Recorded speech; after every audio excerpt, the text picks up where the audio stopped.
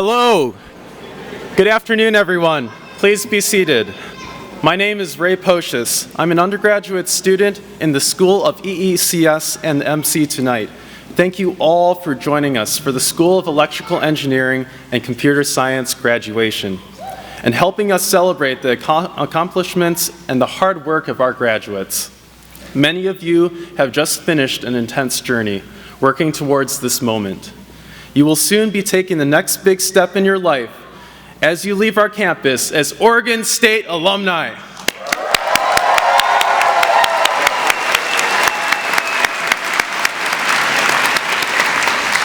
It is now my pleasure to introduce to you our interim school head, Professor Belabos.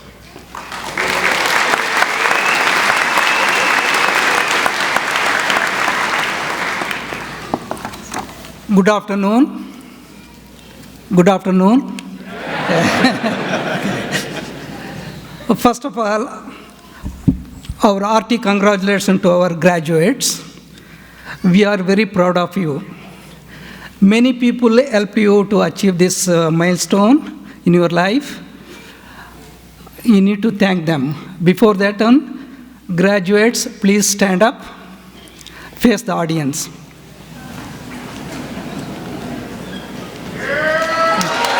Oh, hold on. 1 sec. Okay. Hold on 1 second. Okay. Just 1 second. Okay.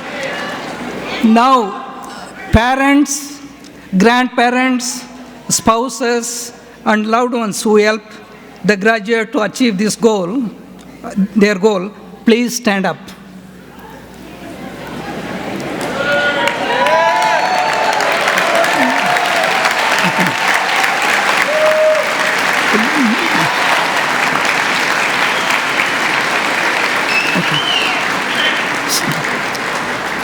I was about to say, graduates, please thank them, but you have already done. Okay. So, audience, please sit down. Graduates, please sit down.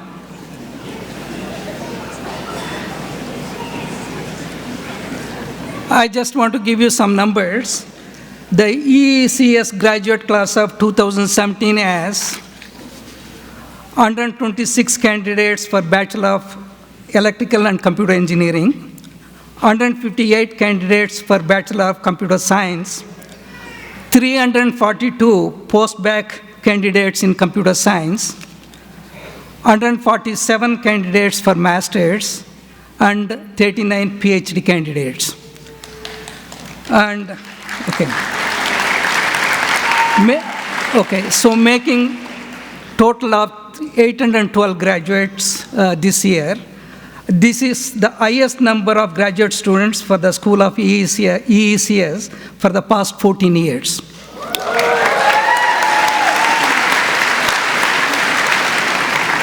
One more thing, the number of BS candidates in computer science is 500, which makes us number one in the nation in terms of the number of degrees awarded in CS during this year.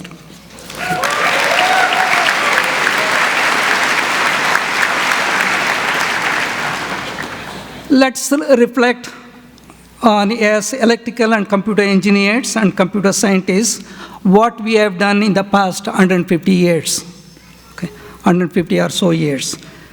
We are the ones who brightened this world by inventing electricity.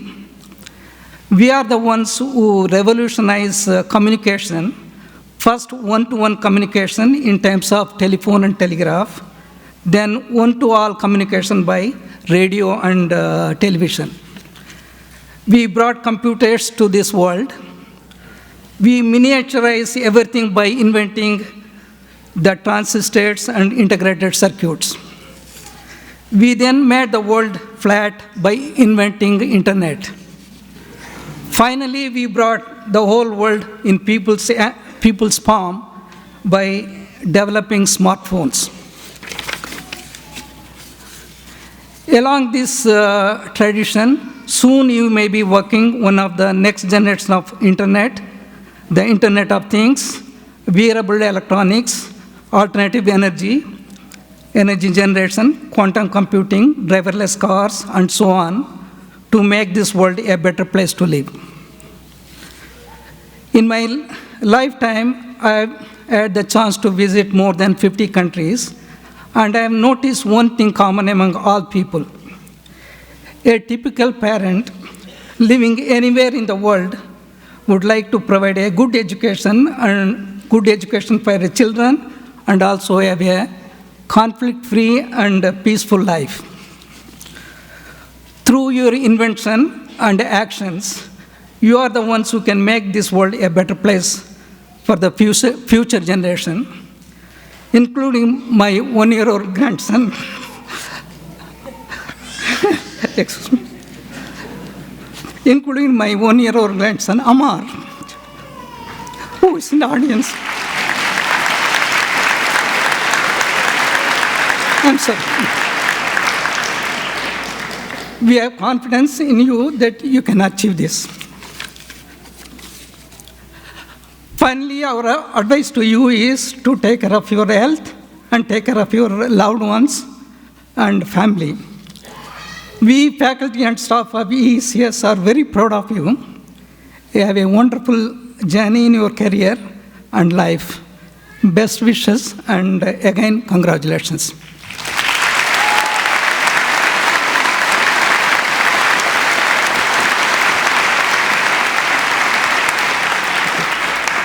Now I would like to introduce our Associate Dean of Undergraduate Studies, Dr. Carlos Jensen.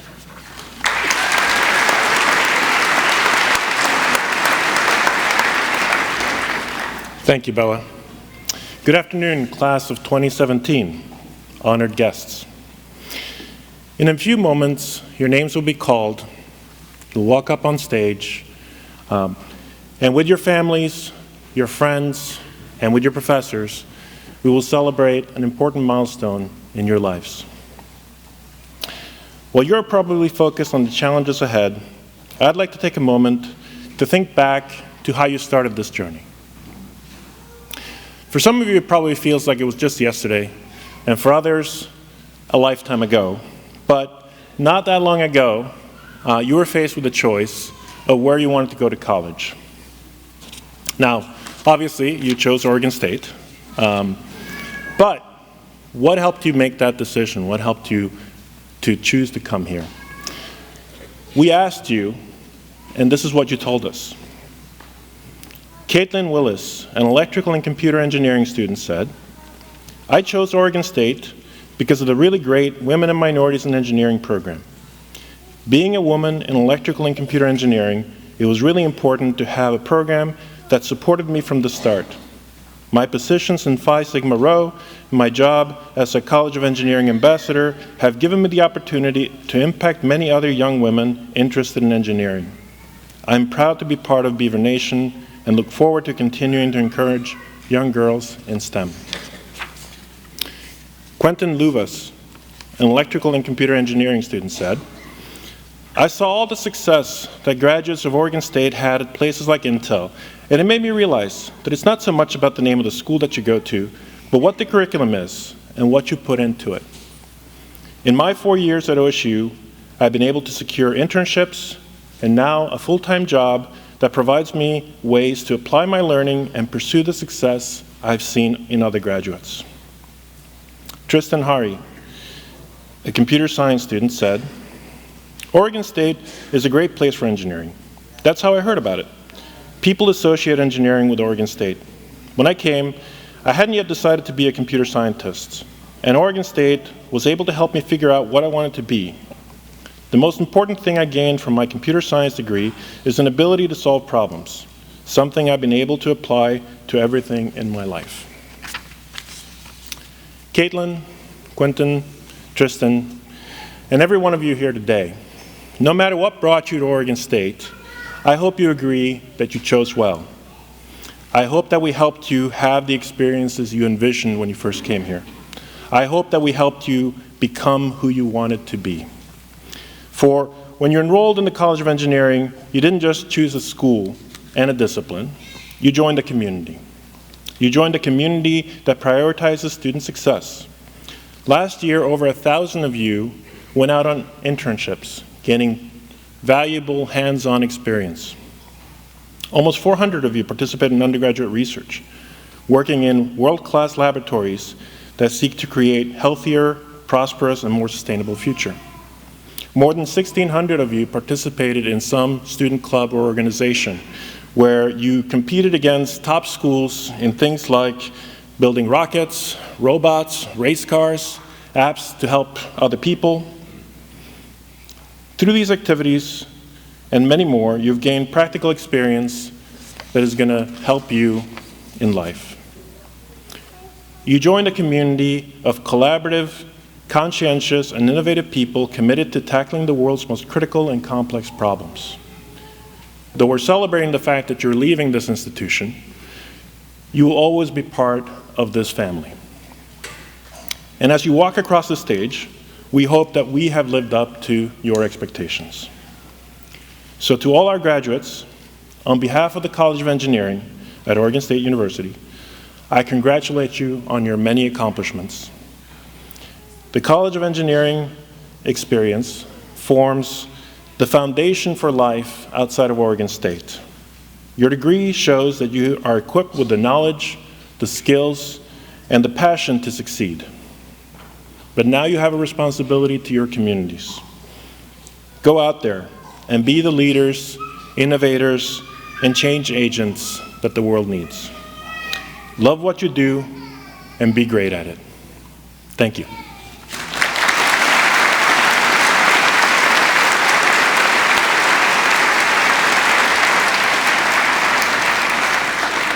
Now, normally I would walk back to my seat, but I'm going to go off the script for a moment because we have an important announcement to make. One of the most prestigious student awards given by the College of Engineering is the Burgess Tektronix Award. The award was created in 1990 to honor Fred Burgess, past Dean of the College of Engineering.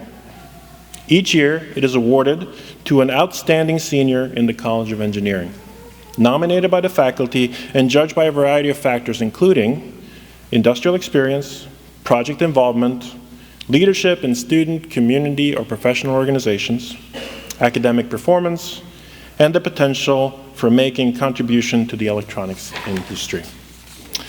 It is my honor to announce the winner of the 2017 Burgess Tektronix Award, a student who embodies all the above qualities. Our next speaker, Zachary Stark.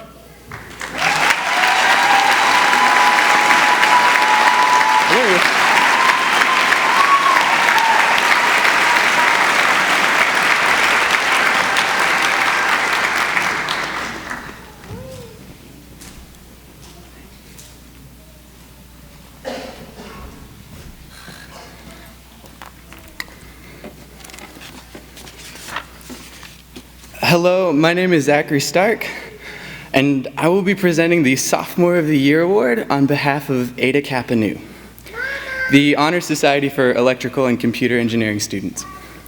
The winner of this award has stood out both inside and outside of the classroom and will surely continue to excel.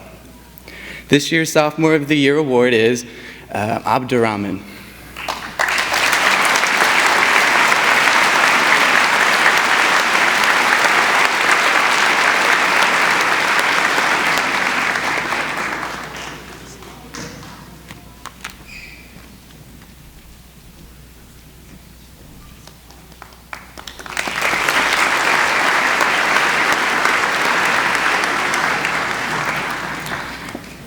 In addition, our final Eta Kappa Nu Award is the Robert Short Graduate Teaching Assistant of the Year Award.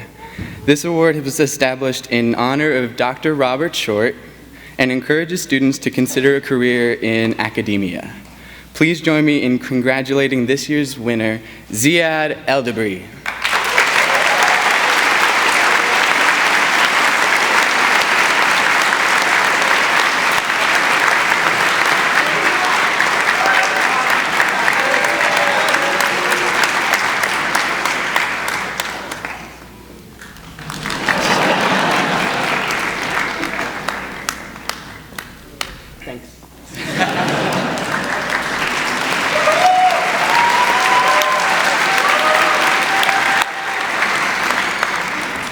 Also, I didn't expect that, and also thanks for the award for me. That was great.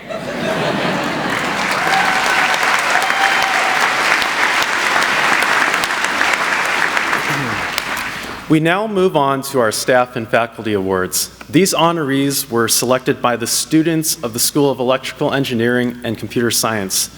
The Outstanding Staff Member of the Year award is presented to an individual who goes above and beyond their duties to help students. They always have an open door for students with questions. Even with work sprawled across their desk, they still take the time to help.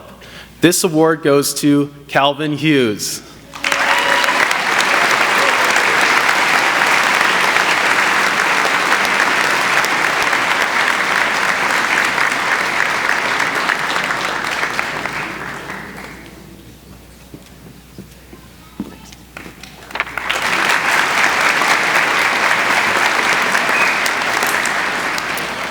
Our next award is the Innovative Teaching Award. This honor is presented to a faculty member who brings a new edge to the classroom. These individuals make learning fun and help enhance students' understanding of the material through new techniques. This year's Innovative Teaching Award goes to Jennifer Parham Mosello.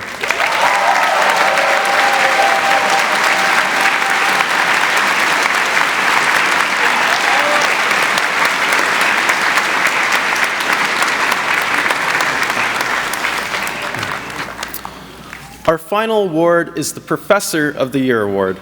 This award is presented to someone who inspires students inside the classroom to think more critically about the subject, who is approachable and helpful to students. Their passion and pride they take in their teaching is evident in every lecture, and students actually look forward to going to their class. This award goes to two winners this year. The first is Mike Bailey.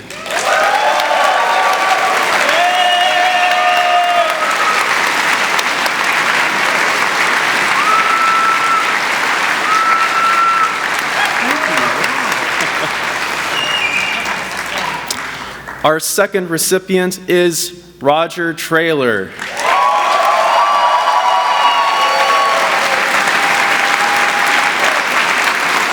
Now, Roger could not be here tonight or this afternoon, but he sent a special message to be read this afternoon. His message will be presented by Kevin McGrath.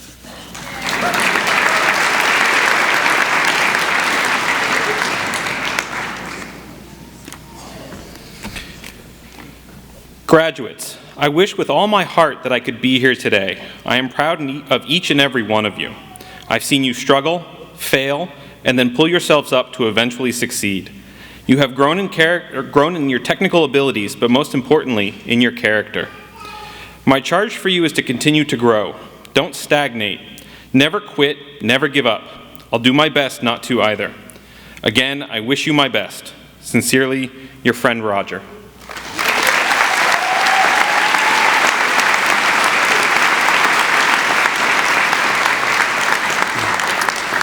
We will now hear from someone who won the Professor of the Year award last year, Ted Brecken. Professor Brecken received his bachelor's, master's, and PhD from the University of Minnesota. A former Fulbright scholar, he also has won a few other awards along the way. In addition to teaching several courses, he is also a renewable energy researcher. It is my pleasure to introduce this year's faculty speaker, Ted Brecken.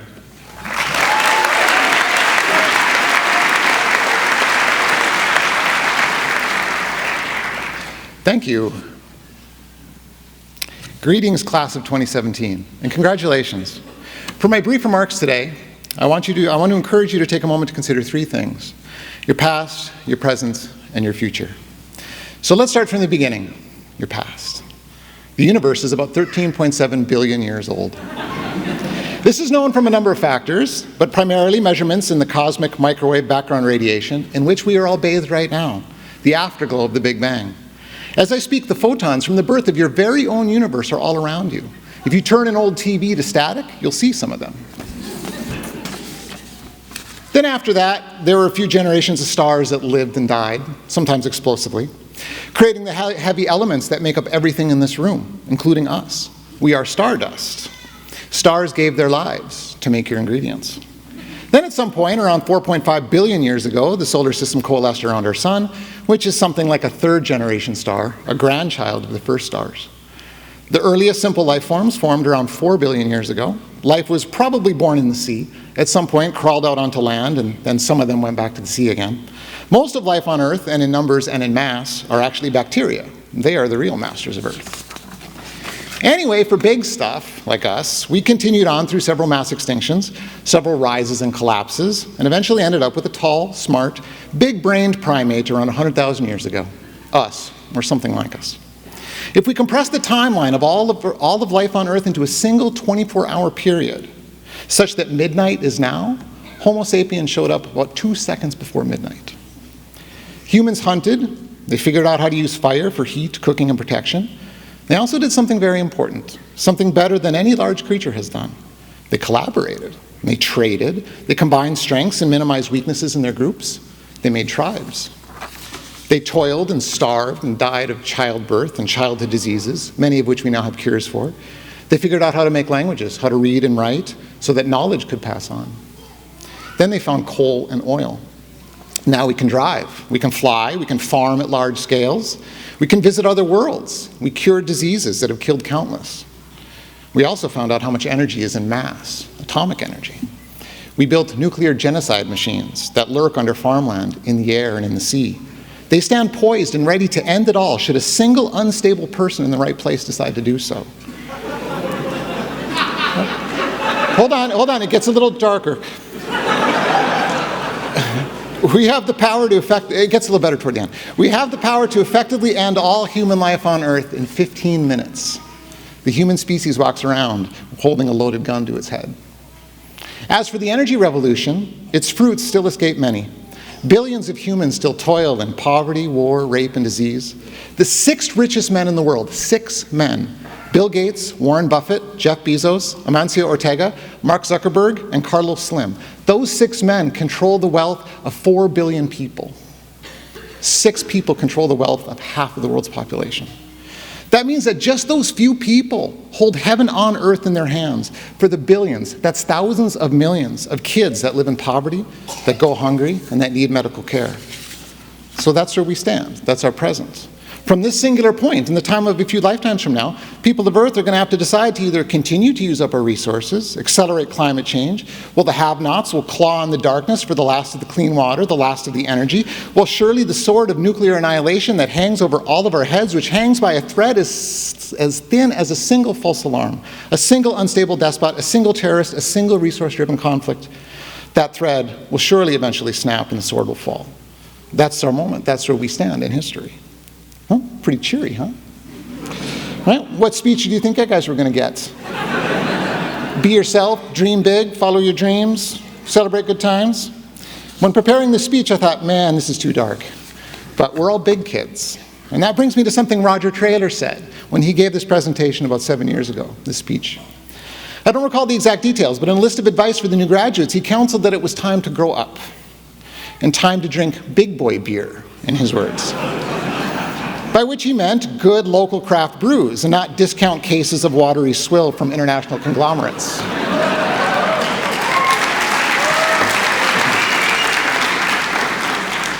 Once in a while I'll be in Fred Meyer in the beer aisle and I'll see some students with hands full of Busch Light and I just want to go slap it out of their hands and point them to row after row of outstanding local beers. To be honest, I'm not really sure what the point of that story is, other than to say that Roger is awesome, and let's say the moral is something about appreciating what we have and taking responsibility for making good choices. So anyway, back to the present. What can we do to face our challenges? We can change our thinking. We can change the terms of the discussion.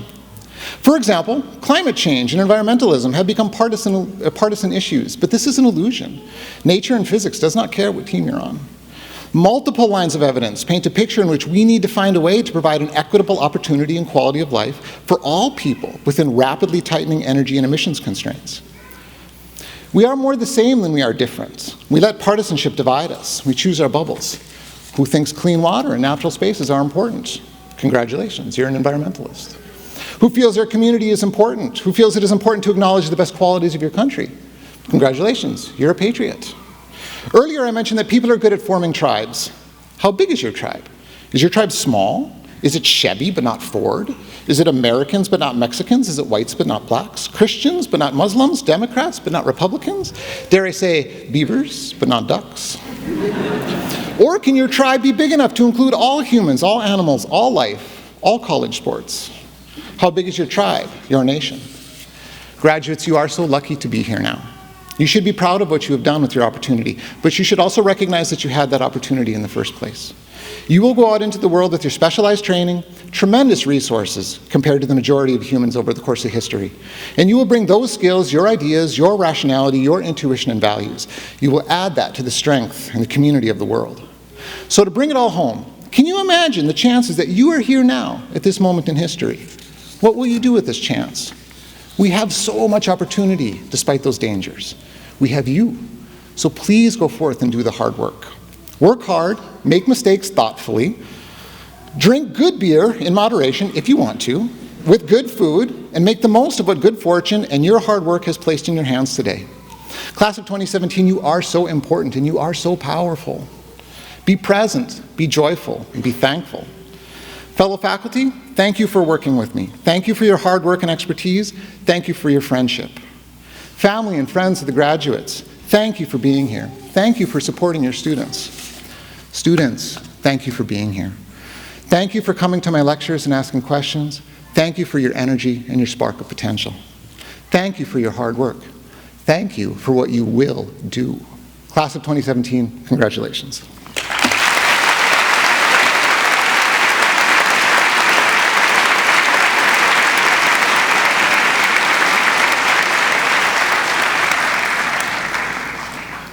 I'm Karti Mayaram, the Acting Associate School Head, and I'll be introducing our keynote speaker, Dr. Ron Kormai. Over the past 20 years, Dr. Kormai has held executive roles at large multinational companies and several startups. Most recently, he's been a technology consultant as well as an adjunct professor. His focus is on technology strategy, external technology search, and new product generation. And he really values education. He comes from a family where education was very important. In fact, he has a quote from his mother, which I don't remember the exact quote, but it goes something like this: "Possessions and wealth can be gained or lost, but education is always gained." So keep that going forward. He was born in Iran, and at the age of 15, he moved out of Iran, and he attended high school in 3 countries before getting his high school diploma from here, Corvallis, Oregon. He later on went to get his bachelor's, master's, and PhD from Oregon State University, and he received his PhD in 1995. Dr. Kormai has held various executive roles at Planar Systems Display, Hewlett-Packard, Logitech, Circle Technology, or Osaya Wireless Power. He's also the co-founder and CEO of Phoenix Cast Iron Cookware Company, a company that designs and manufactures premium America cookware. So with a technology background, you can do a lot of things, as he's showing you. Dr. Kormai is a recipient of the 2012 OSU Academy of Distinguished Engineers Award. He has published over 35 papers and has 10 US patents. Please join me in welcoming our speaker, Dr. Ron Kormai.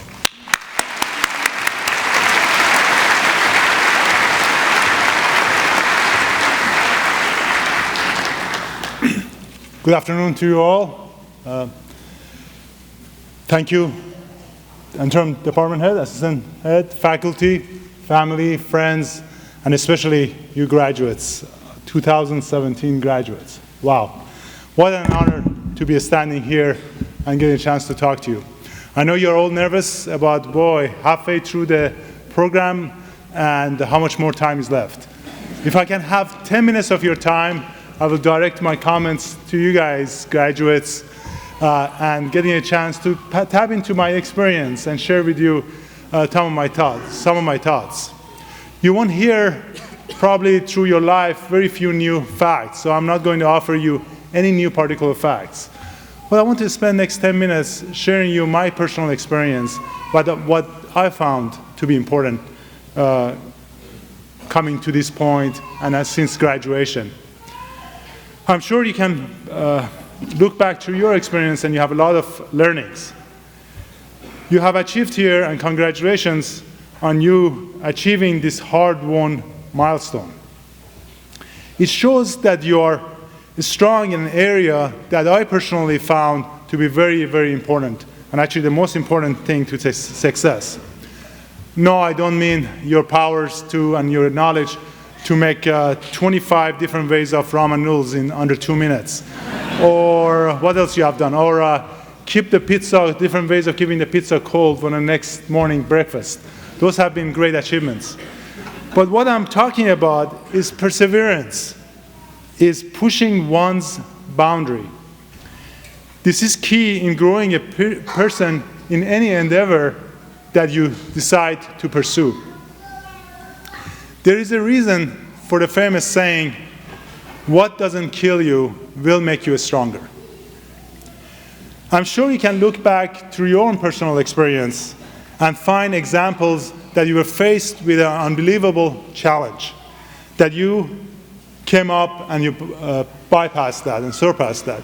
Please pause a second and think through what in a case that you were faced with a problem or challenge that you thought it was impossible to pass. In this very few seconds, I'm sure you came up with not only one, but you could probably think about multiple ones. It might have come from your last few years in the college studying, or before that, or even outside of the school.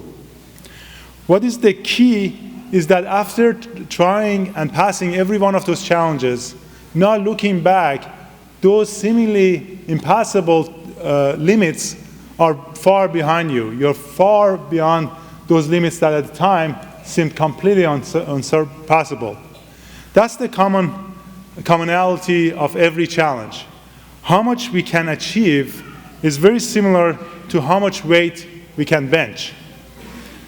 You can and will increase your ability as you push limits and go a bit beyond the limits and not be afraid of that.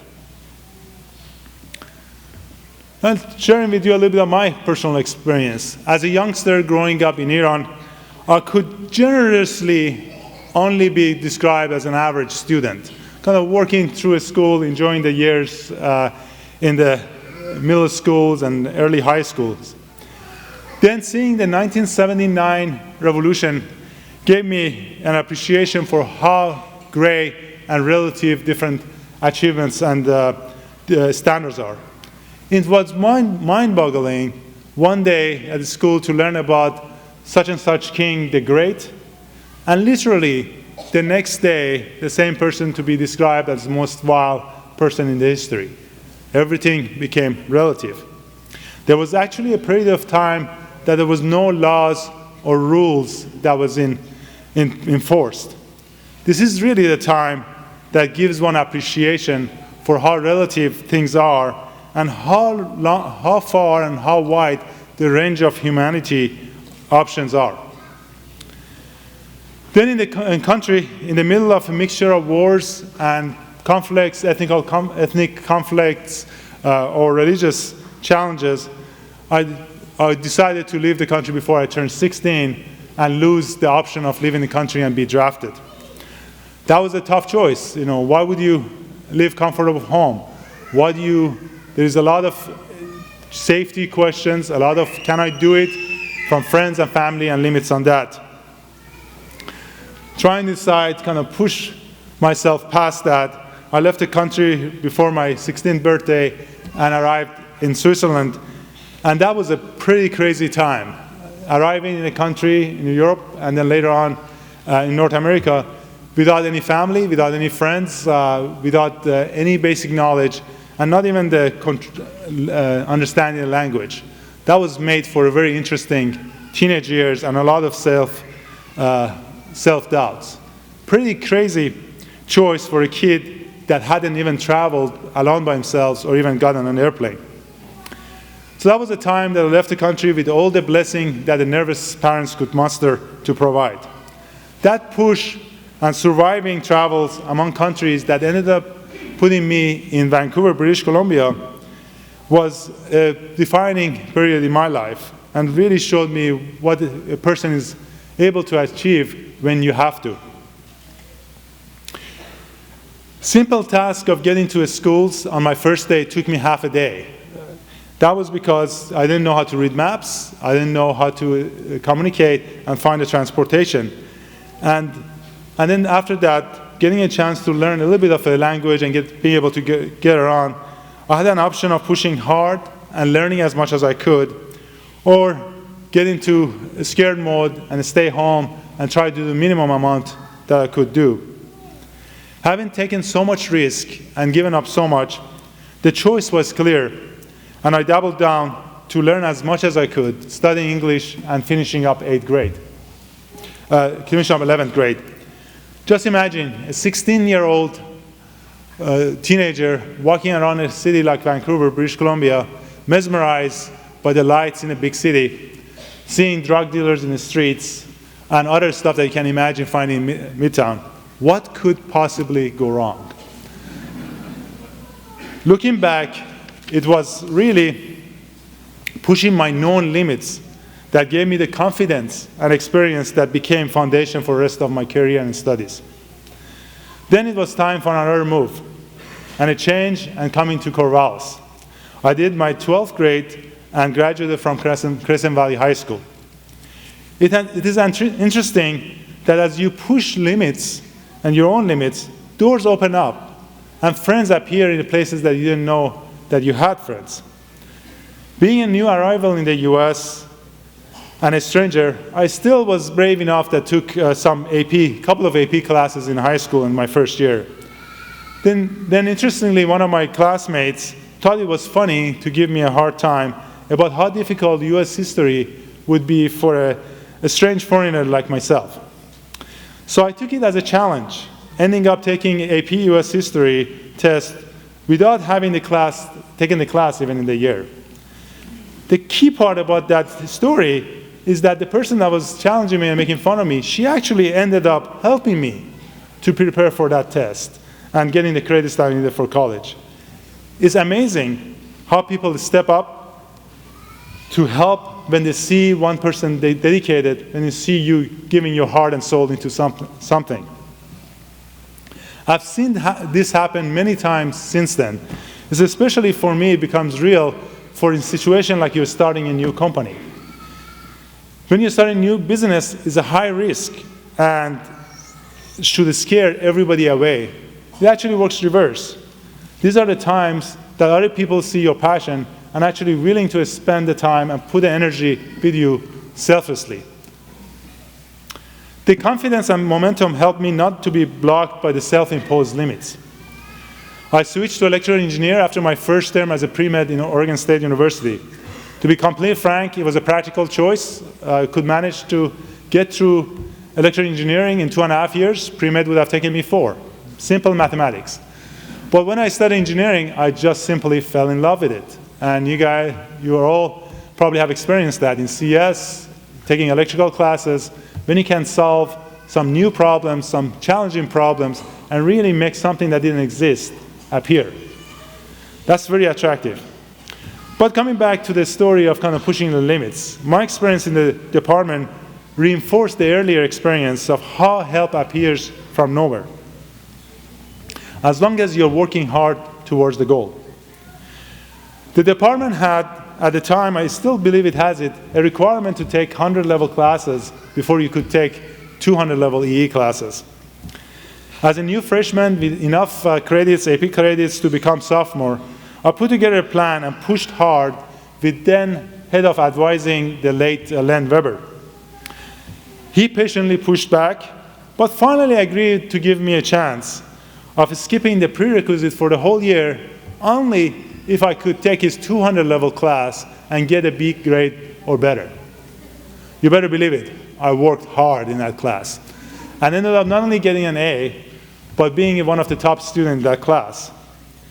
Again, the lesson wasn't so much that, is that Dr. Weber afterwards ended up not only supporting my request for exception, but later gave me my first lab position, which later again led to an internship at Planar Systems and working with my major professor, John Wager. That was truly an eye-opening experience and learning. So let's pause and look at it. So you can take a challenge, a tough one, not only you rewarded from that, but then people come out of unexpected corners to actually help you achieve and even surpass that goal that you had set for yourself. It's amazing. It's like compounding interest multiplied many times. So it's not only achieving that goal, but keeps giving after that. That pushing the limit, opening up doors, and learning to then repeat has been the hallmark of my career.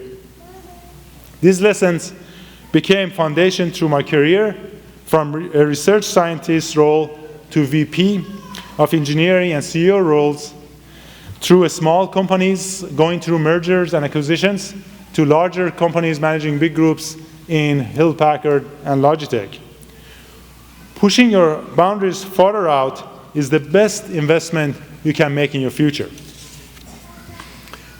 Now, you're here today reaching this important achievement because you have already consciously or unconsciously have pushed your limits, know the value, and have seen its multiplying benefits.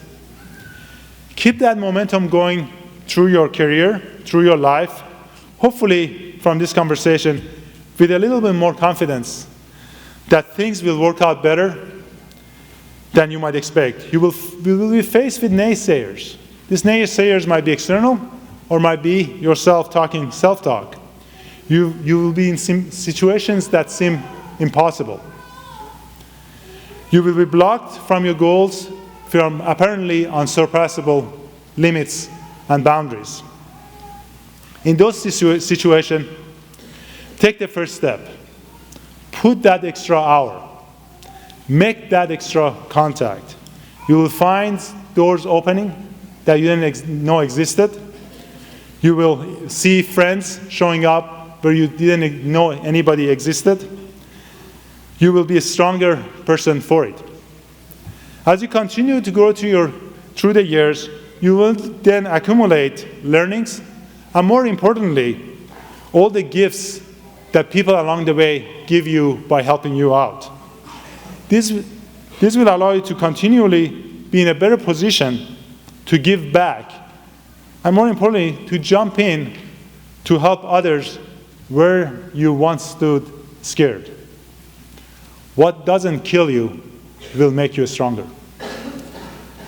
Thank you again for this humbling opportunity to talk to you at this special event.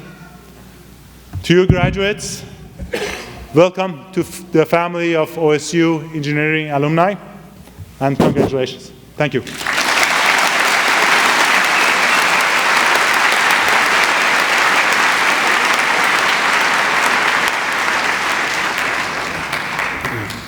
Thank you, Dr. Kormai. Now we are going to move on to the student recognition portion of tonight's ceremony.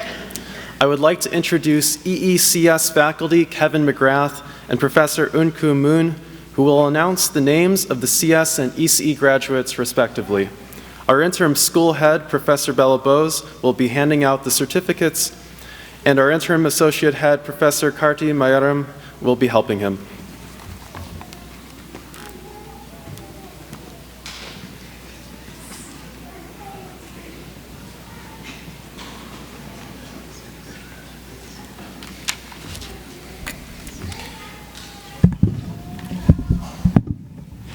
At this time, will the computer science faculty please come forward to congratulate the computer science degree candidates?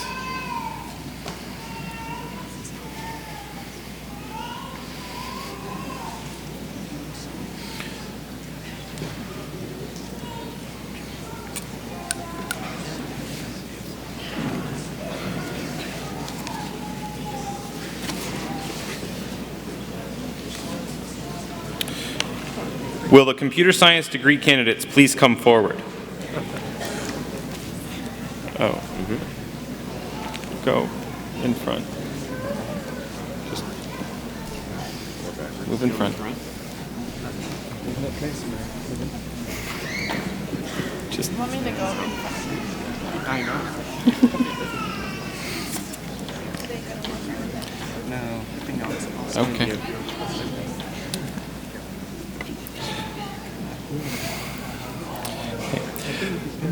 They can't see. You ready? Okay. The candidates for a bachelor's in computer science are Thomas Albertine,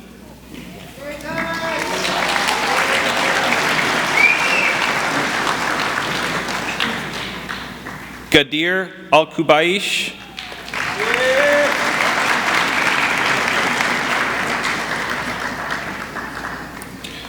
Nawaf Al-Mutari,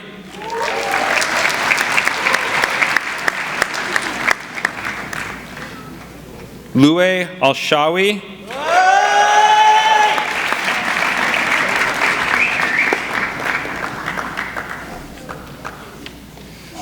Natasha Anisimova,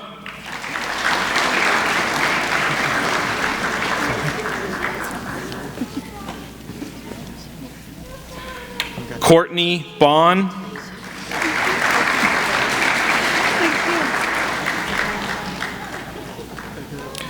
Joshua Bowen,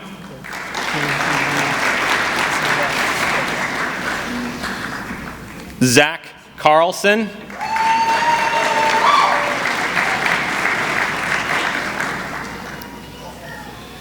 Jackson Carter, double major in electrical and computer engineering. Mickey Cecil,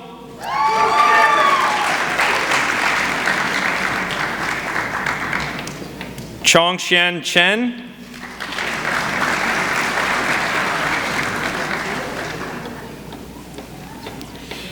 Jia Chen,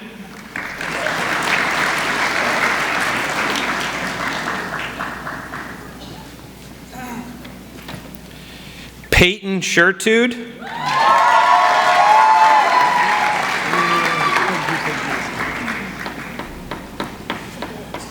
Riley Collins,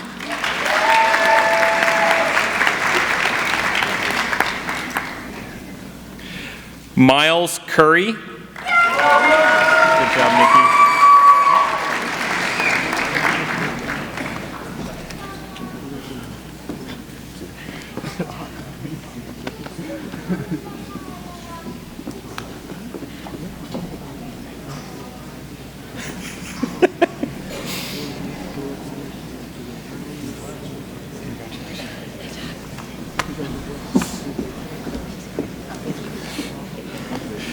Mihai Dan,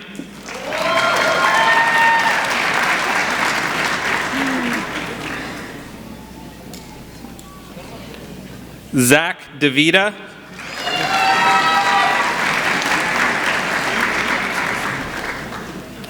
Malcolm Diller,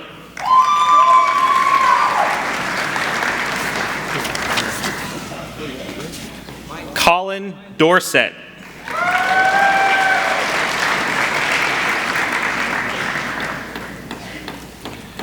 Shannon Ernst,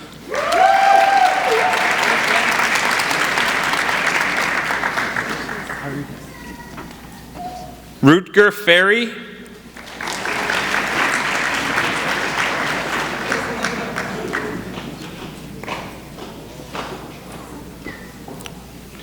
Jacob Fenger,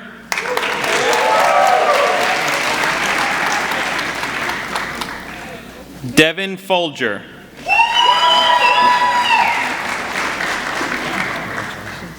Tanner Fry,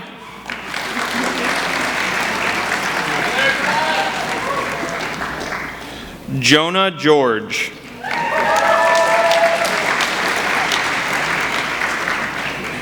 Richard Gibson,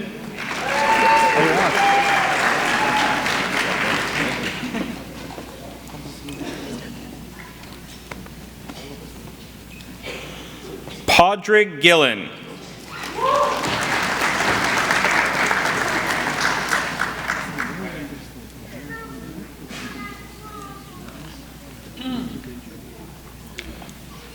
Riley Glassman,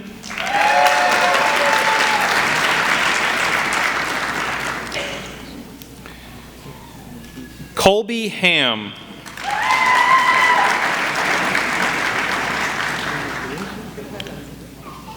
George Harder,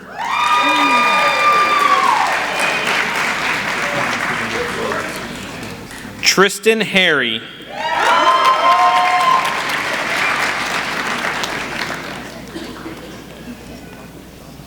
Jonathan Harijanto.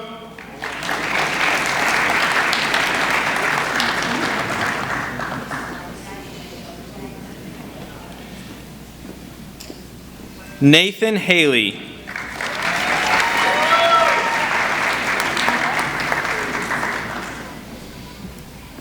Charles Henninger. Thank you. Well done.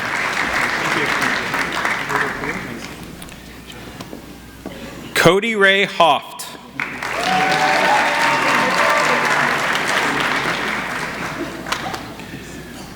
Wenbo Ho.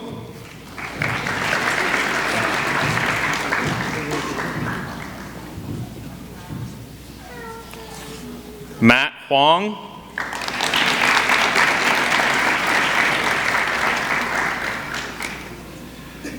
Christopher Hull.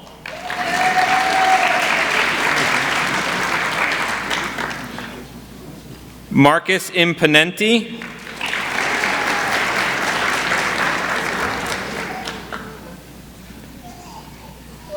Zachary Iverson.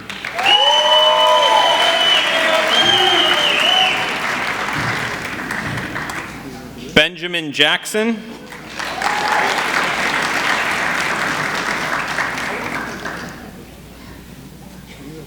Zhi Jiang.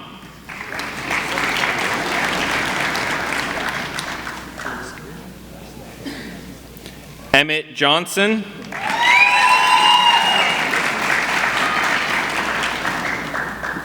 Matthew Johnson.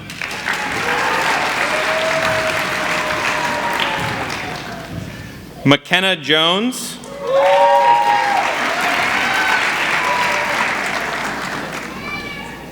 S.R. Khanna.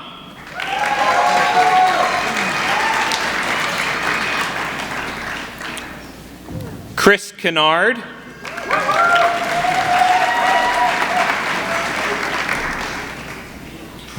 Ryan Kitchen.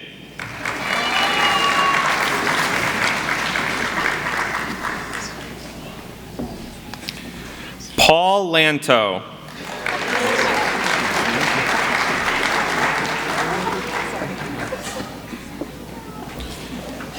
Brandon Lee.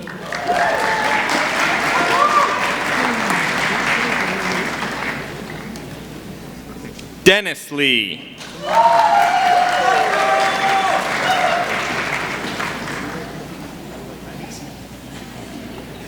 Terrence Lee.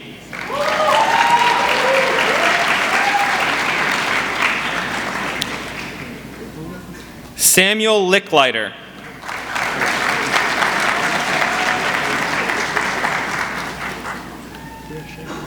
Hong Lin.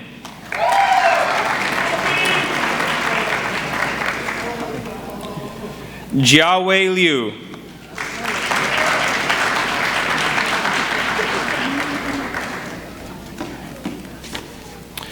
Emily Longman.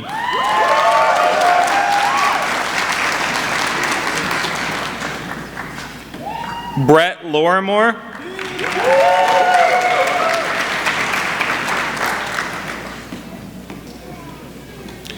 Christian Mello.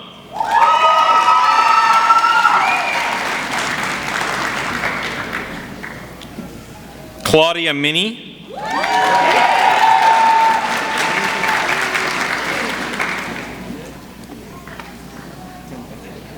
Christopher Nguyen.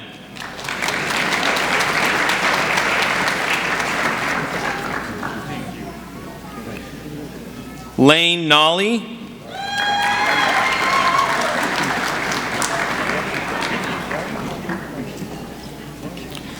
William Olson. High fives. Stephen Powers. Good job. Thank you. Christopher Quenzer.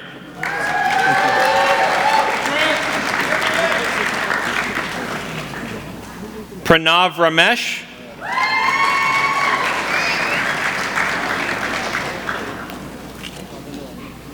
Stefan Reindel.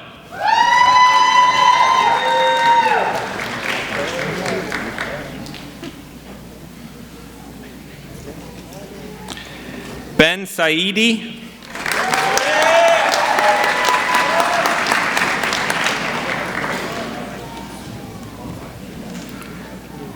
Sam Schultz.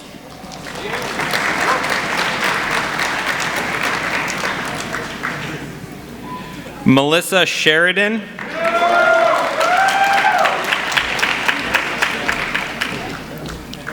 Zachary Sherman.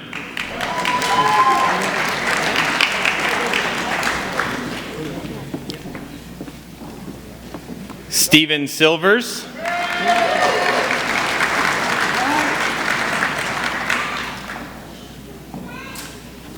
Tyler Skelton.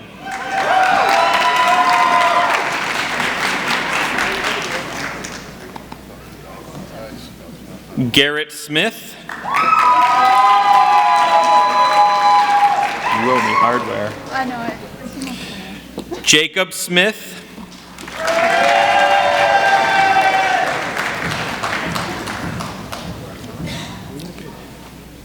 Daniel Springer.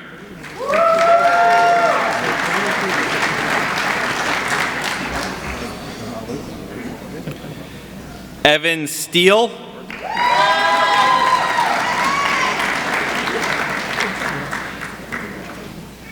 Kevin Stein.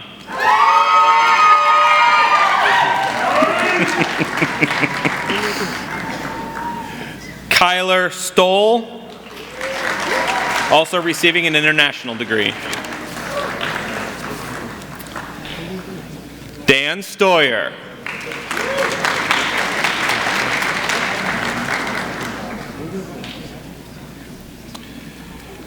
Ramcharan Sudarsanam.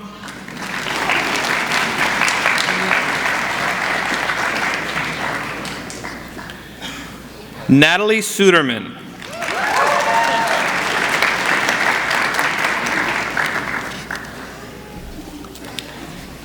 Aaron Sullins.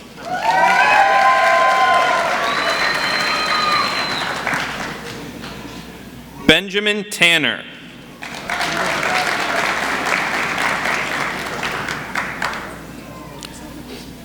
Matthew Taylor.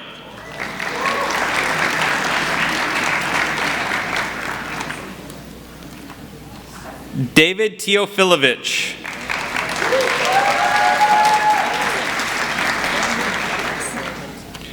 William Thomas.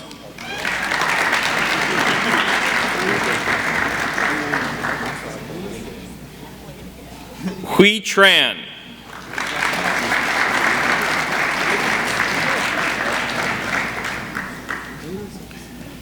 Hector Trujillo.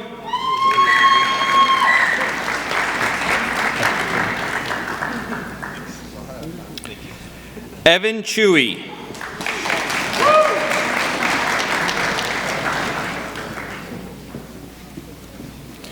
Lance Umagat.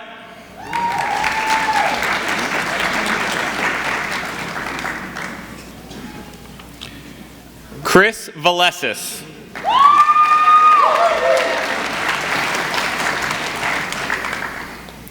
Elijah Voigt.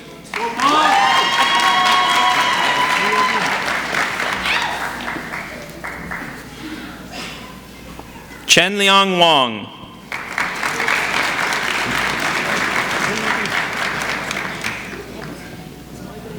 Eric Winkler.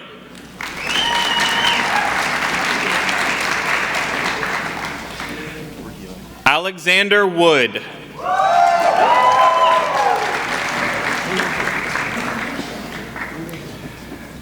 Jiaolong Wu.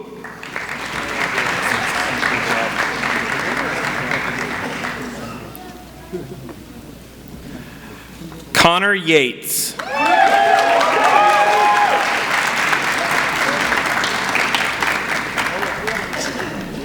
Yuan.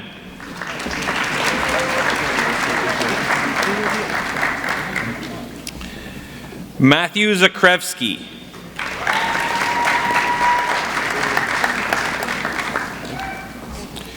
Benny Zhao.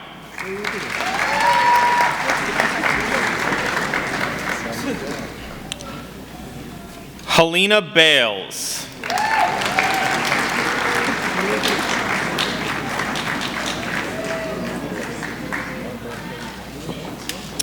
Brian Boley.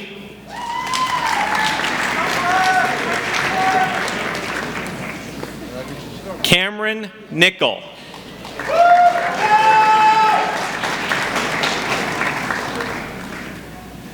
James O'Neill.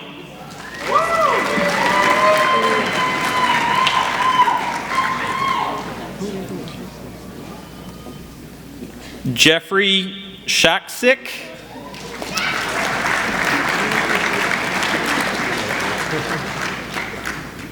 Robert Taylor.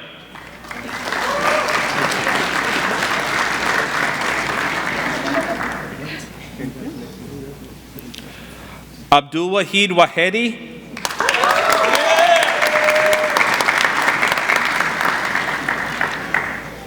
Preston Whip.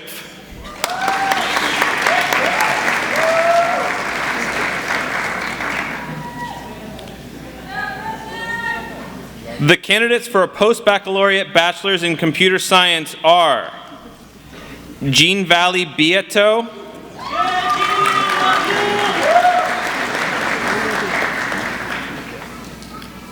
Saul Gonzalez,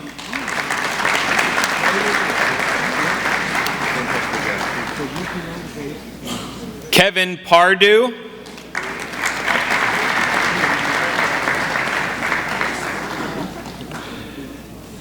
Monica Pineda,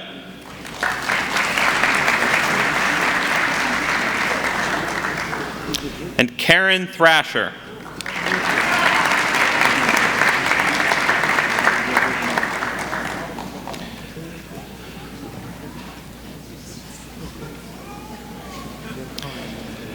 The candidates for a Master's in Engineering and Computer Science are Omkar Thakur,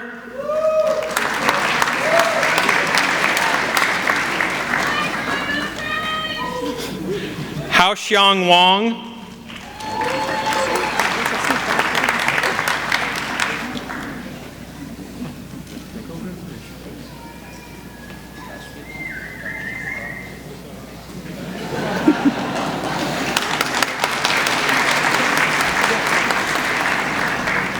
Shivani Vanjara,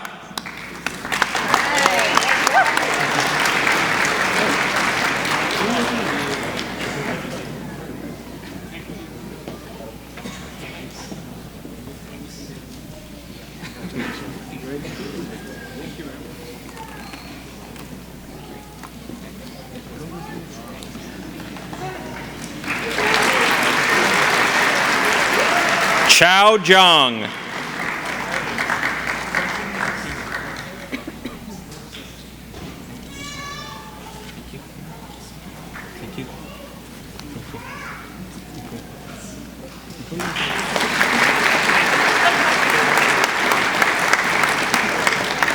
Chong Shuang Ko,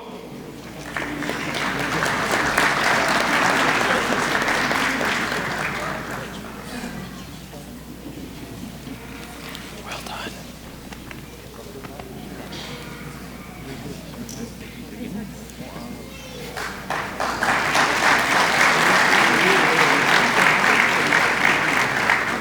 Jen Tong.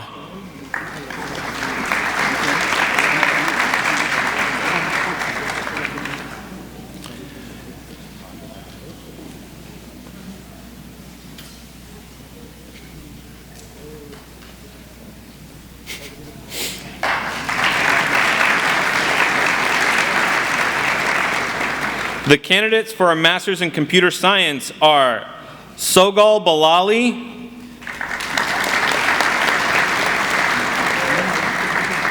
Thesis, Identification of Barriers Faced by Mentors and Newcomers in Software Development Projects. Advisor, Anita Sarma.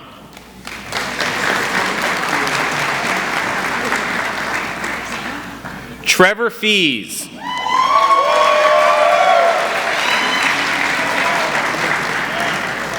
Thesis, an analysis of how to train deep visual trackers. Advisors Alan Fern and Sinisa Todorovich.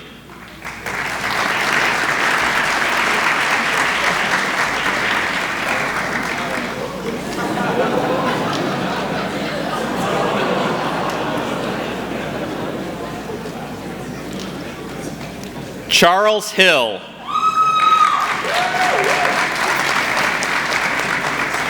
Thesis, Gender Mag and Stereotyping. Can Gender Mag be successful without promoting stereotyping? Advisor, Margaret Burnett.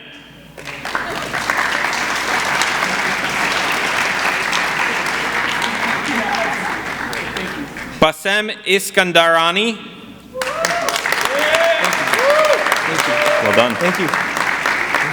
Thesis, Ohm's Law Game. Advisor, Mike Bailey.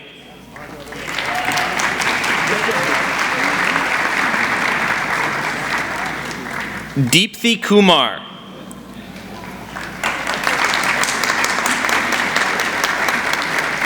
Thesis, Git Query, Exploring Repositories with the Choice Calculus. Advisor, Martin Erwig.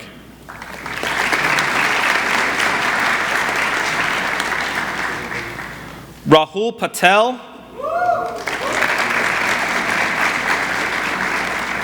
Thesis, Visualizing the Daily Physical Activities and Nutrition Information of Subjects in Wave Health Study. Advisor, Christopher Scafidi.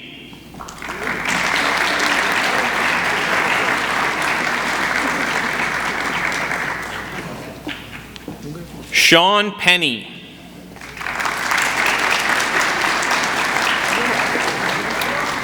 Thesis, a study of explanation language and information foraging in real-time strategy games. Advisor, Margaret Burnett.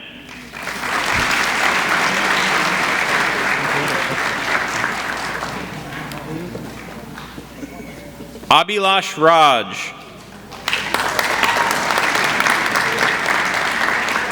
Thesis, detecting privilege escalation attacks by virtual machine introspection technique. Advisor, Rakesh Boba.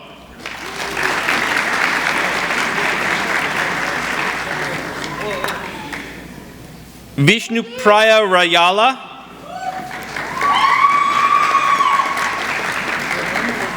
Perception of security and usability in mobile tap and pay. Advisor, Rakesh Boba.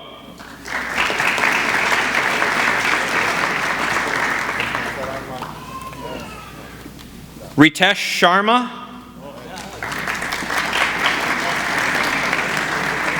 Thesis, interactive design and transition point analysis of 3D linear symmetric tensor fields. Advisor, Eugene Zhang.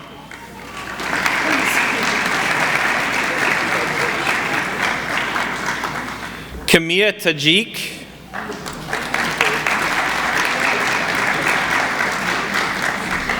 Thesis, balancing security and convenience in cloud-based photo storage systems. Advisor, Rakesh Baba.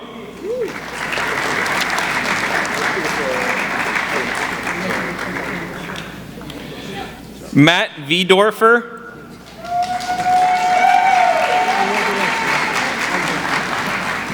Thesis, virtual reality dog head, the effectiveness of VR to enhance learning canine larynx and hyoid apparatus. Advisor, Mike Bailey.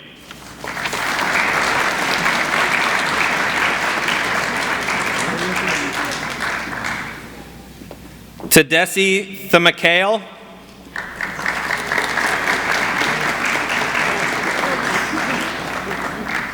Thesis, Sensor DX, a machine learning framework for multi-view anomaly detection and diagnosis of sensors in weather stations.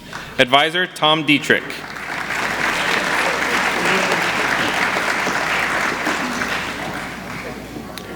The candidates for a PhD in computer science are Amin Alipur,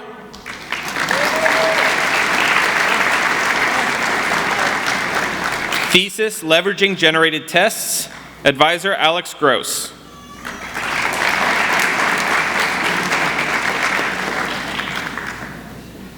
Islam Al-Mosali.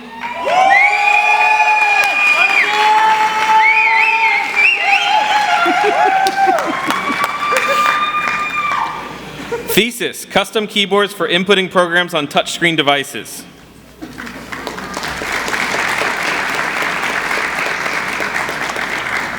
Emerson Azerbakht.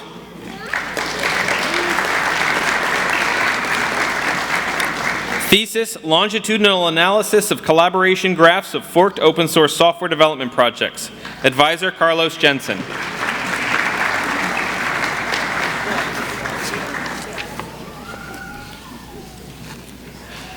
Sheng Chen.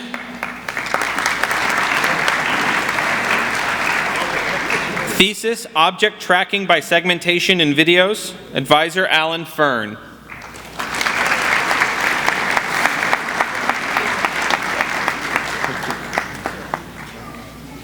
Rahul Gopinath.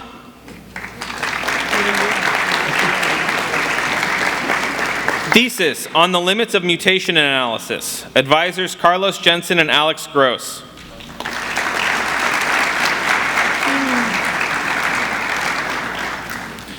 Shinsa Guan.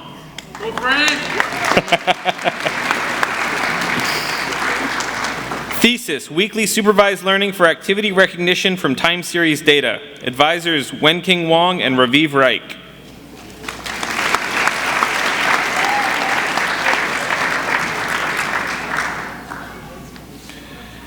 Michael Hilton.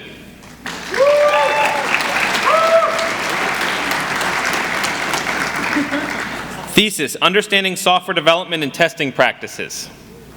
Advisor, Daniel Digg.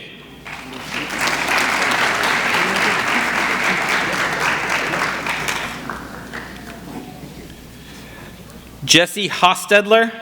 Well done, Shinsa. Thesis, Monte Carlo tree search with fixed and adaptive abstractions. Advisors, Thomas Dietrich and Alan Fern.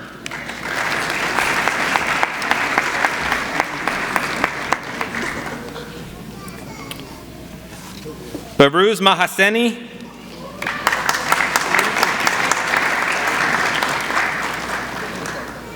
Thesis, robust and efficient classification of videos in the wild. Advisor, Sinisa Todorovich.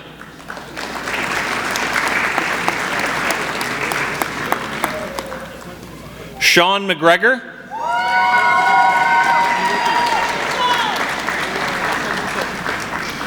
Machine learning methods for public policy, simulation, optimization, and visualization. Advisor, Thomas Dietrich.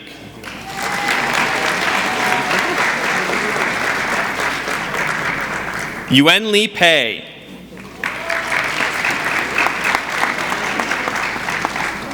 Thesis, learning with partial supervision for clustering and classification. Advisor, Xiaoli Fern.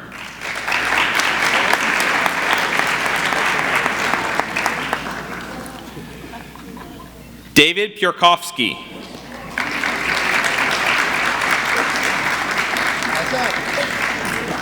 Thesis. Information foraging theory as a unifying foundation for software engineering research, connecting the dots. Advisor, Margaret Burnett.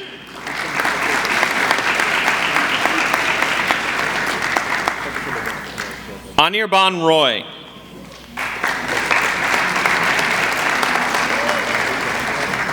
Thesis, semantic image segmentation using domain constraints.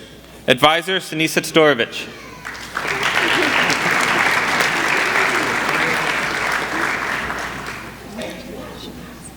Hassan Sinki.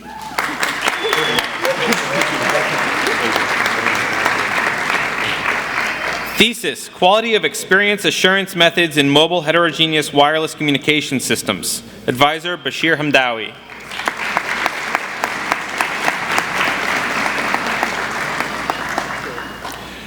Majid Al-Kai Talegan.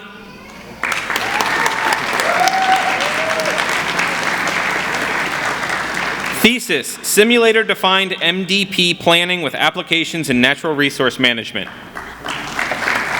Advisor, Thomas Dietrich. Kai Zhao.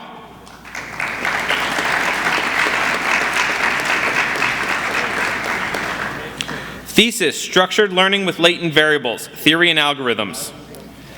Advisor, Liang Huang.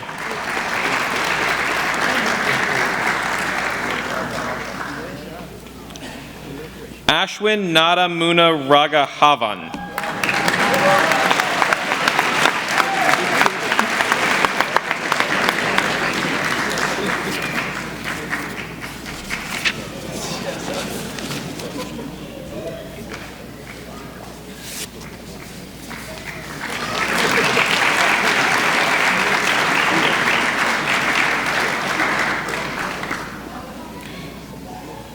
Please, oh. Still there.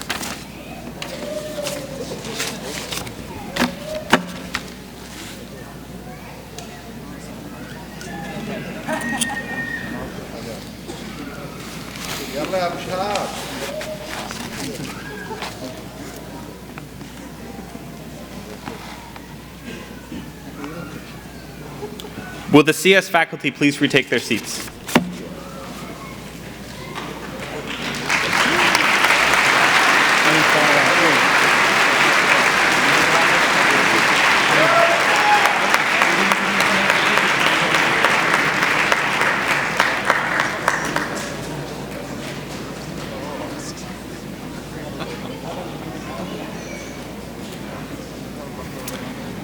As the CS faculty takes their seats, EC faculty, please come forward to congratulate the candidates. If you could try to make Alonzo to start.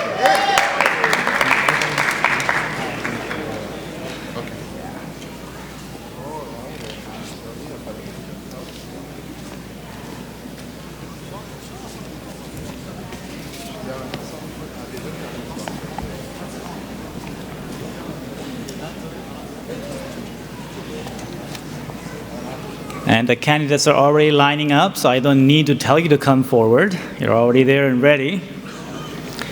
The candidates for a bachelor's in electrical and computer engineering are Al-Khatab Al-Busaidi,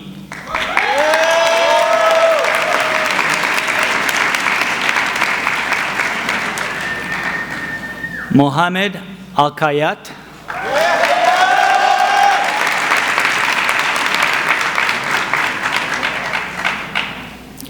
Abdul Rahman Al-Fayez,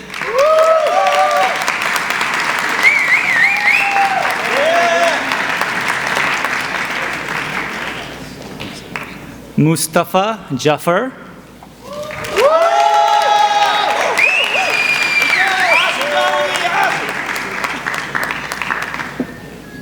Kenneth Anderson,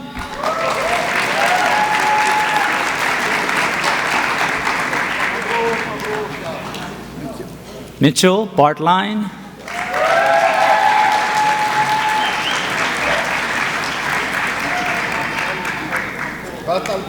Uli Bartels,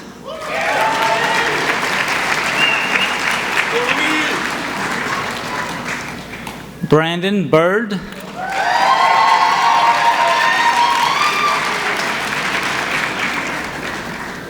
James Blesso,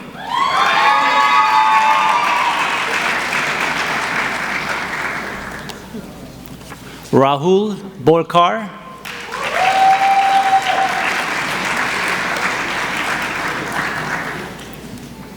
Nathan Bromstead,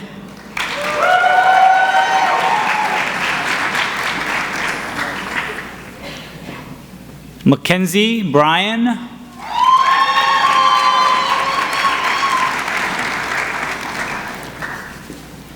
Alvin Chow,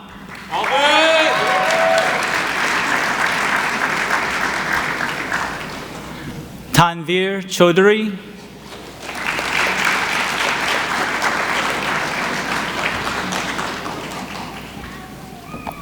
Jordan Crane,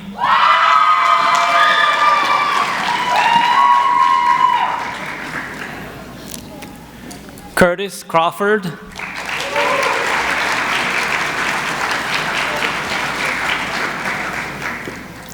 Ryan Domrees,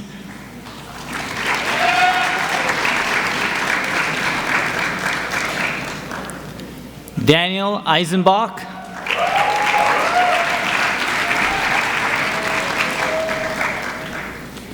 Jeremy Espinosa,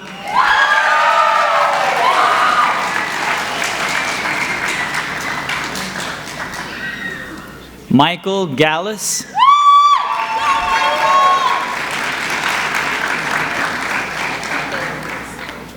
Andrew Garcia. Double major in computer science as well. Jake Aaron Gilbert.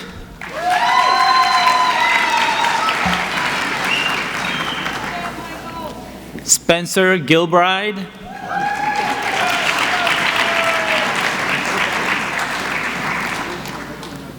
Seth Gipe.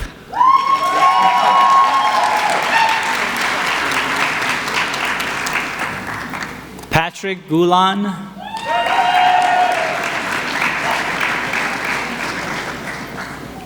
Gene Hamby.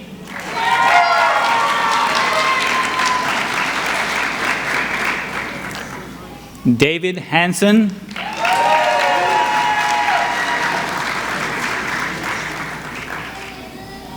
Jonathan Hardman.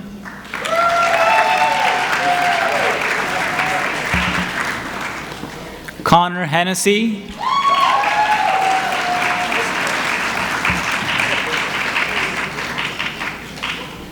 Brian Henson.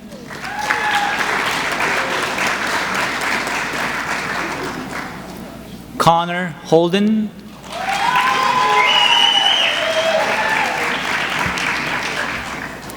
Thomas Hutton.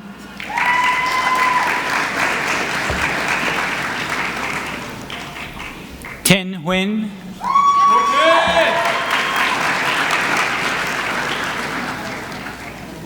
Sam Jacobs.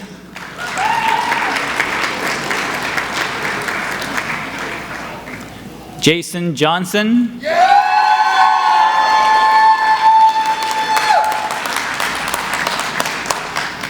Garrett Johnston.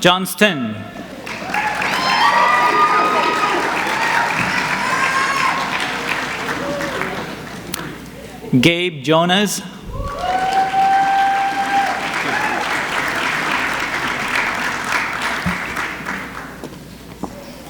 Peter Kessinger.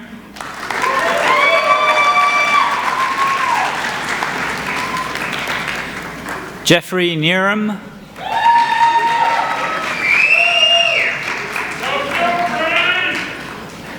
Nathan Lang.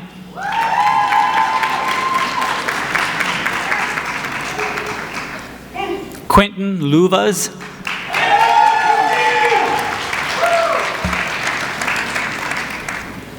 Jonathan Maceman.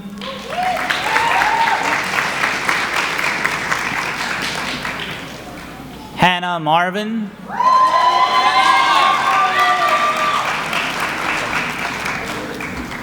Andrew McLeod.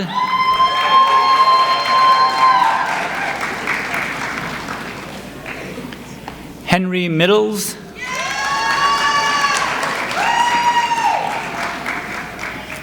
Cole Morgan.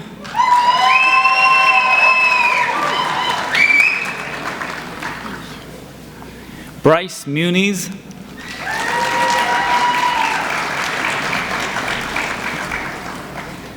Tyler Nelson.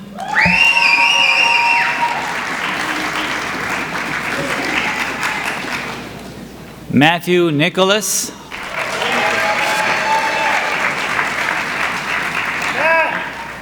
Zachary Nilsson.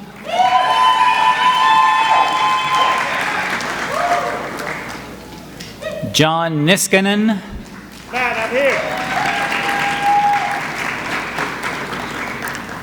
Sean Page.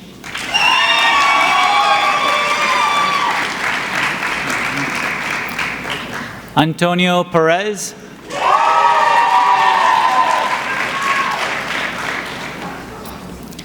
Wichaya Pienchob.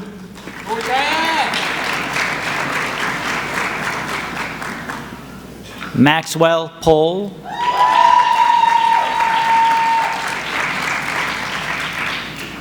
Kaylin Rasmussen.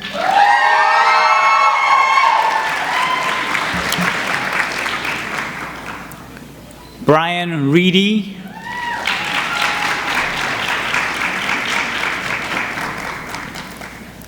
Tyler Riggin.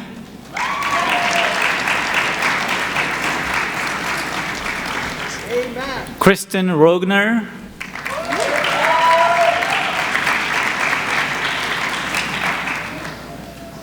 Joseph Rossi,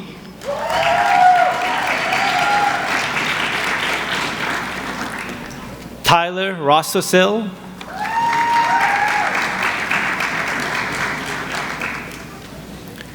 Pratik Sanesi,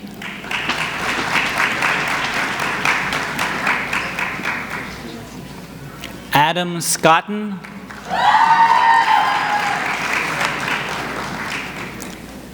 Wei-Chen Shen,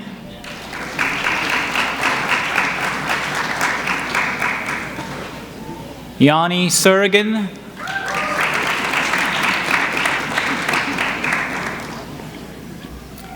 Abe Smith,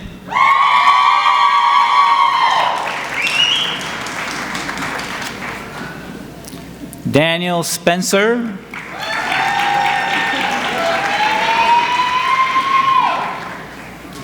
Julia Lauren Studley,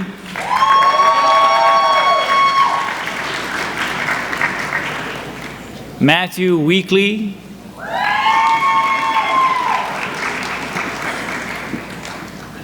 Wilkins White,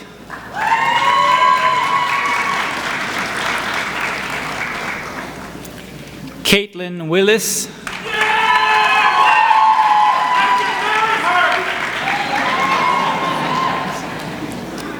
Jared Wong,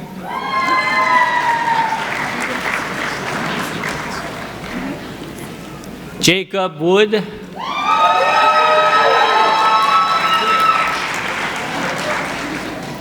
Cynthia Wright,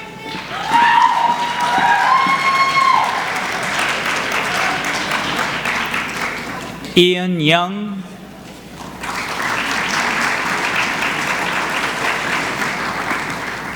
Bradley Thyssen,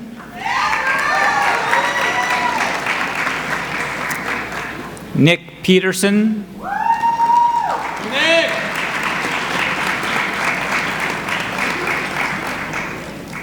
Ashik Chaudhary,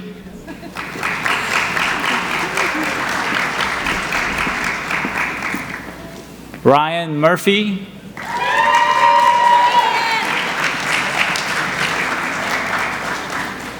On Lim Yong,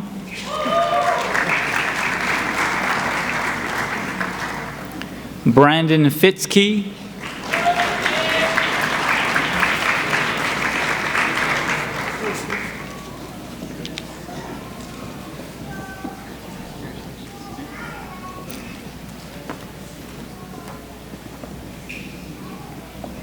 the candidates for a Master's of Engineering in Electrical and Computer Engineering are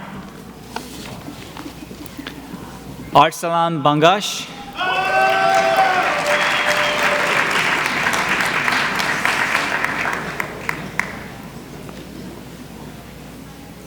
Evan Dagg,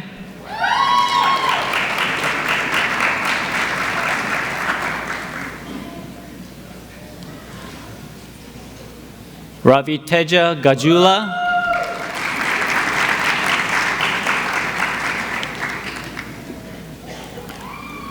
Abdurrahman Hashem Mohamed Hamuda,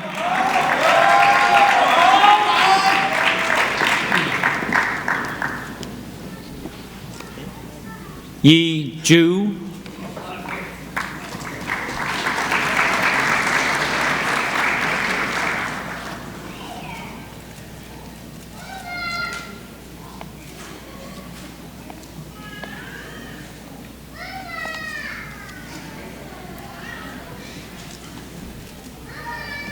Bian Lee,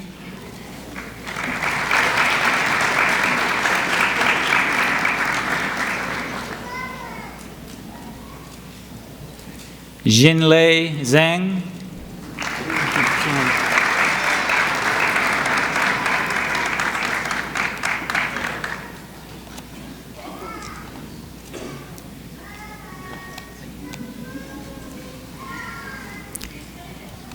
Dinesh Shalkari,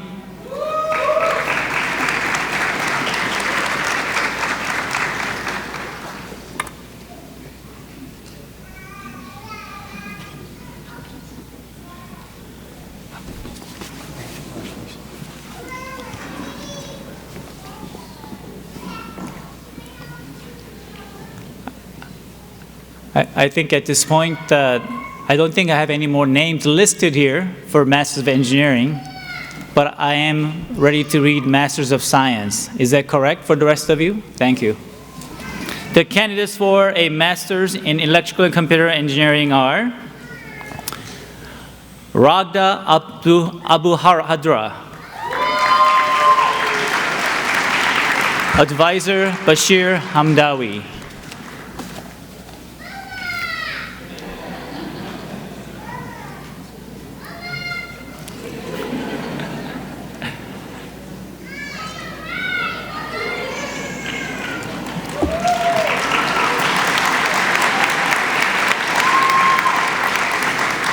David Berry. Thesis, Channel Estimation in TDD-MU MIMO Systems using Sublinear Sparse Signal Recovery Algorithms. Advisor, Mario Magana.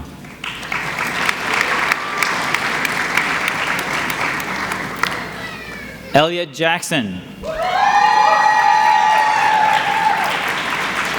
Thesis, a cost-benefit analysis and hardware validation of synchronous and variable speed small-scale hydropower systems. Advisor, Ted Brecken.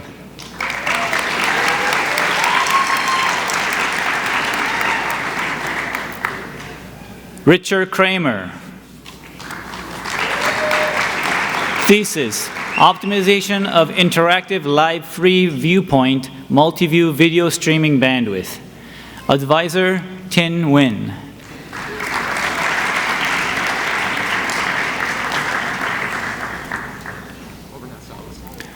Carter Lassiter. Thesis, analysis of learning schemes for power system secure control. Advisors, Eduardo Cotilla Sanchez and Jinsub Kim.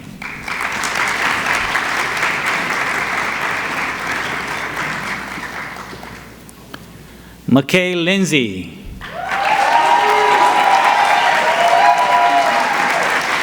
Thesis, hybrid integration of silicon integrated circuits and microfluidic networks for biosensor applications. Advisor, Matthew Johnston.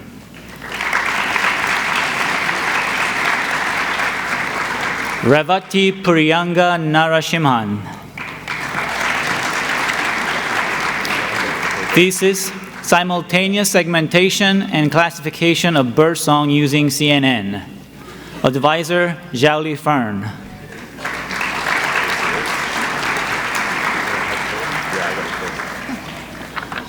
Fang Chi. Advisor, Lizong Chen. Good job. Thank you. Kenneth Squire. Thesis, multimodal biosensing with diatom photonic crystal biosilica. Advisor, Alan Wang.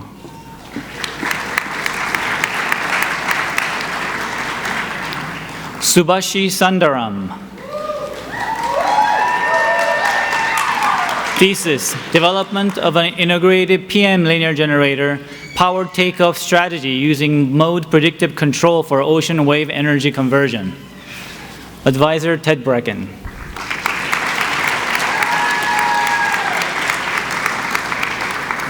Kelly Trey. Thesis, dynamic composite load signature detection and classification using supervised learning over disturbance data. Advisor, Ted Brecken. Lulu Wang. Thesis, the survey of video streaming. Advisor, Ben Lee.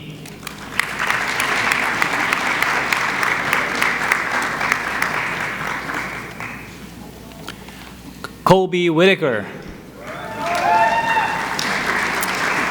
Thesis, high-frequency hysteresis characterization of magnetic nanoparticles. Advisor, Pallavi Dagat.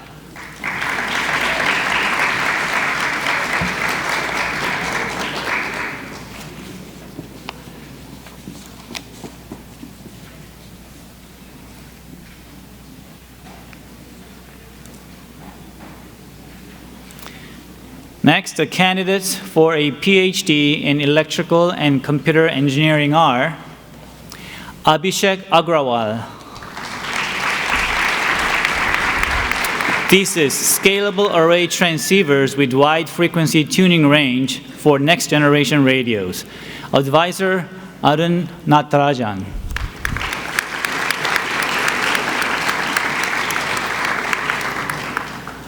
Vahid Beravan, sorry about that. Thesis, comprehensive sensing for low power sensor design. Advisor, Patrick Chang.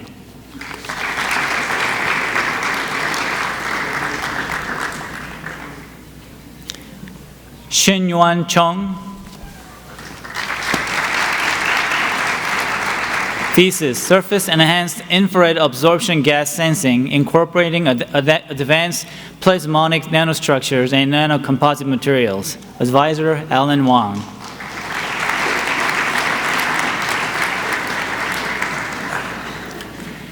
Mayar Dabag.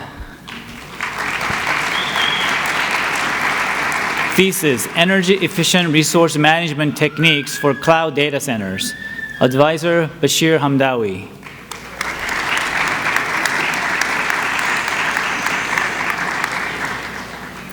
Jason Muhlstein. Thesis, next generation analog digital conversion using time-based encoding and digital synthesis techniques. Advisor, Anku Moon.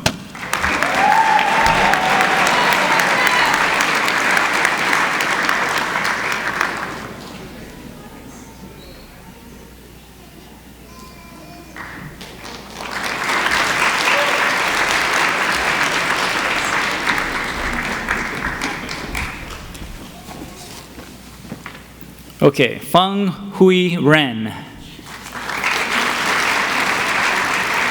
Thesis, surface normal modulation of phonoresonances in metallic photonic crystals for free space optical interconnects. Advisor, Alan Wang.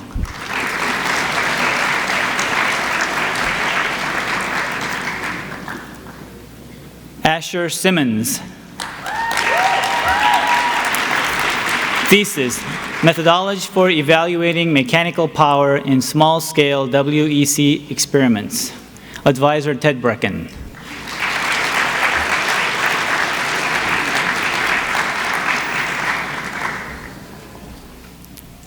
Ratanak So. Thesis, validation of wave energy converter models and the development of control strategies in WEC SIM. Advisor, Ted Brecken.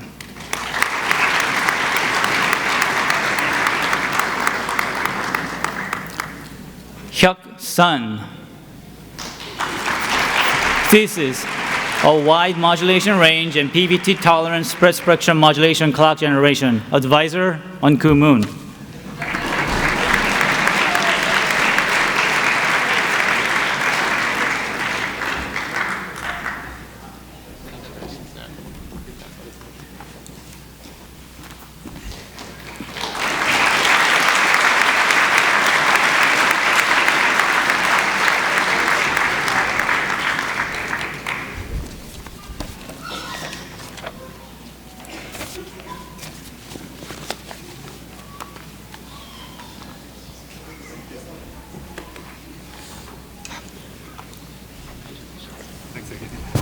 Faculty, you may take your seats.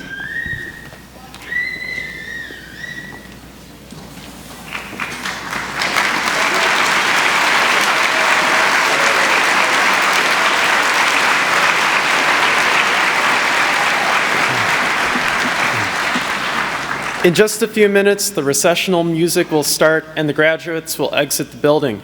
But during that time, we ask that all guests please stay seated until the faculty and graduates have left the auditorium. Faculty will exit first, then the graduates will follow. After the last graduate has left the auditorium and the ceremony concludes, please join our faculty and staff on the lawn for a reception. And finally, congratulations, class of 2017. Graduates, you may flip your tassels.